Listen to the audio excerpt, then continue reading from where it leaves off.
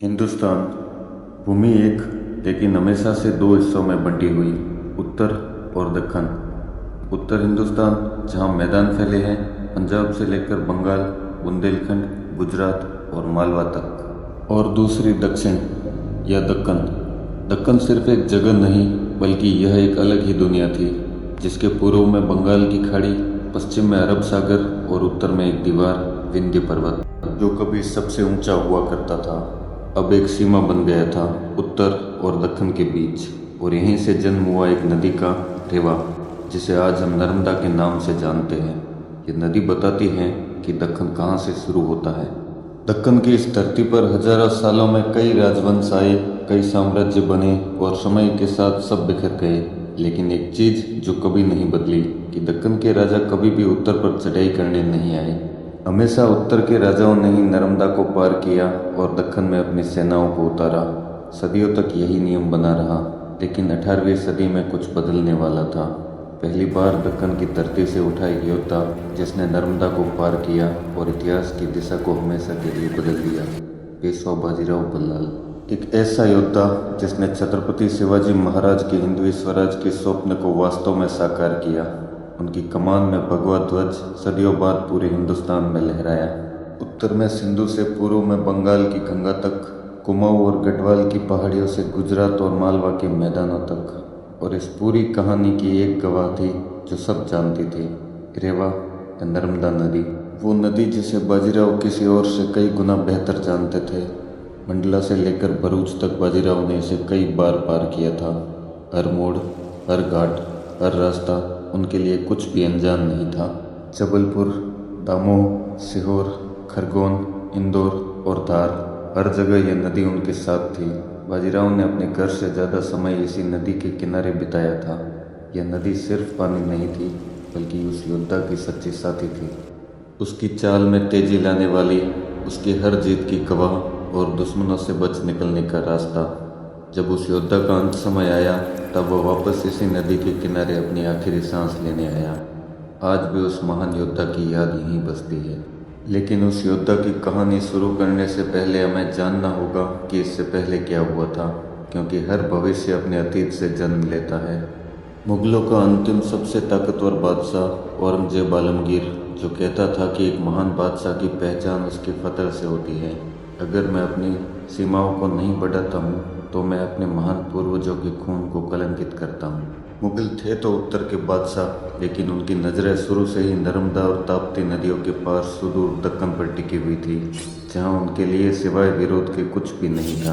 अकबर से लेकर औरंगजेब तक पूरे 100 साल सिर्फ युद्धों में बीते। औरंगजेब पर तो दक्कन को जीतने का जुनून इस कदर हावी था कि वह मुगलों की अकूत संपत्ति और विशाल सेनाएं लेकर सन 1683 ईस्वी में स्वयं ही दक्कन चला गया और फिर कभी वापस दिल्ली लौट ही नहीं पाया। अपनी जिंदगी के अंतिम 25 साल, जो उसके शासनकाल के आधे से भी अधिक का समय था, उसने दक्कन की धरती को जीतने में लगा दिया। पहले अहमदनगर, फिर बीजापुर और गोलकोंडा, एक के बाद एक दक्कन की सल्तनतें गिरती जा रही थी और दक्कन का शक्ति संतुलन तेजी से बदलता जा रहा था। अब उसका सामना सीधे मराठों से था। छत्रपति शिवाजी महाराज की मृत्यु और शंभूराजे की क्रूर हत्या के बाद उसको लगा कि उसने मराठों को भी कुचल दिया है। लेकिन इतिहास गवाह है कि जिस प्रकार स्पेन के नासूर ने नेपोलियन को बर्बाद कर दिया था, ठीक उसी प्रकार दक्कन के नासूर ने औरंगजेब और उसकी मुगलिया सल्तनत को भी बर्बाद कर दिया।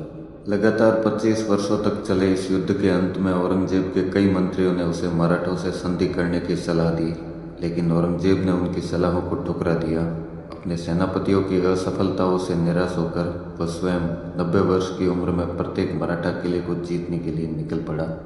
सन 1705 में उसने अपना अंतिम किला वाकिन खेड़ा जीता। अंततः जब उसके शरीर ने भी उसका साथ छोड़ना शुरू कर दिया, तब उसने अपने जीवन की अंतिम वापसी शुरू की। दक्कन की धरती पर इन लगातार युद्धों ने कैसी भयावह तबाही मचाई थी, इसका वर्णन उस समय भारत में रहने वाले एक यूरोपीय यात्री मनुची ने अपनी किताब में किया है कि जब औरंगजेब अहमदनगर की ओर लौट रहा था, तो उसके पीछे इन प्रांतों में खेत उजाड़ पड़े थे, न कहीं पेड़ बचे थे और न फसलें। उनकी जगह अब इंसानों और जानवरों की लाशों ने ले ली थी।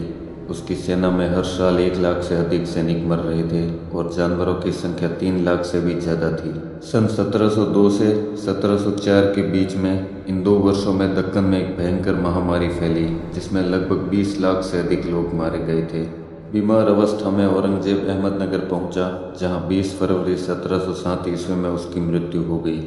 26 वर्षों तक चले इस अभियान में मुगलों की अकूत धन संपदा, जो अकबर से लेकर शाहजहां तक इकट्ठी की गई थी, खत्म हो गई। उसकी फौजें आधी हो चुकी थी, जो बची हुई थी वे भी पूरी तरह टूट चुकी थी। अपने आखिरी वक्त में औरंगजेब ने अपने वसीयतनामे में लिखा है कि शासन का मुख्य आधार है कि राज्य की हर छोटी बड़ी खबर बादशाह तक पहुंचते रहनी चाहिए। एक पल की लापरवाही भी वर्षों की बदनामी का कारण बन सकती है। उस अभागे सिवा का मेरी कैद से बच निकलना मेरी ही लापरवाही के कारण हुआ था और अब मुझे अपने जीवन के अंत समय में कड़ी मेहनत करनी पड़ रही है। औरंगजेब की मौत के बाद दक्कन की धरती से जो तूफान उठा, उसने मुगल सल्तनत का नामो निशान मिटा दिया। उसकी मृत्यु के महज 1-2 दशकों में ही मराठों की फौजें दिल्ली तक पहुंच गई थी।